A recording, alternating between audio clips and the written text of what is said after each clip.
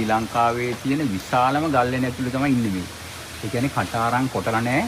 ස්වභාවික පිටි ගල්ලෙන. ප්‍රාග්ධෛතිහාසික මානවය හෝමෝ සාපියන් නමින් හැදෙන මානව වර්ගය වසර 58000කට කලින් තමයි මේ ගල්ලෙනේ ජීවත් වෙලා තියෙන්නේ. එතකොට මේ ලෙන හැදිලා තියෙන්නේ වසර ලක්ෂ මිලියන ගාණක් කලින් මේ ලෙනේ ස්වභාවික පතුරු කඩා වෙලා. මේ ලෙනේ ස්වභාවික පතුරු මේ කැණින් වල කඩිය මහත එන ඉල්ලුවට ස්වභාවිකම පතුරු වෙලා.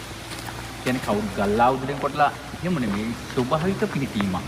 කියන්නේ මේ ලෙනේ මුහුදු සුළඟක් දෙක්ක ලෙනේ පතුරු තමයි වැහලා තියෙන්නේ. මේ අවුරුදු ලක්ෂ මිලියන ගාණක් පොළවේ අඩු ටච් වෙලා තියෙන ලෙනේ පතුරු.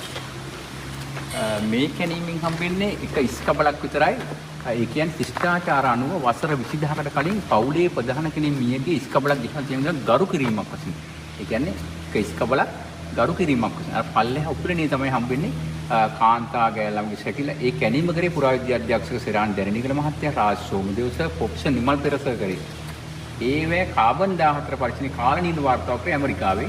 එතකොට මේ කාන්තා ගෑල්ලම් සැකිල්ල වසර 38000ක්, ඉස්කබල් පහ වසර 48000ක්, දුනි ඉතල ඉස්කබල් වසර 58000ක් වෙනවා. තාම පෙළපොත්වලටම ඇවිල්ලා නැහැ.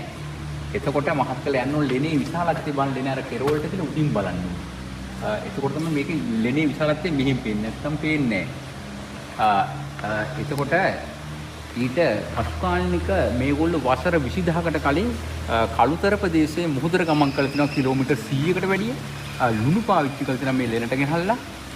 ශිෂ්ටාචාර අනුව මෙවලන් වශයෙන් ඔකෙන් ගෙල පළඳනවා වශයෙන් පළඳන්න මුහුදු බෙල්ල සිප්පිකටු මෝරුම් ගැටකේ ඒව තමයි ආභරණ වශයෙන් පළඳලා තියෙන මේ ලෙනට ගෙනහල්ලා.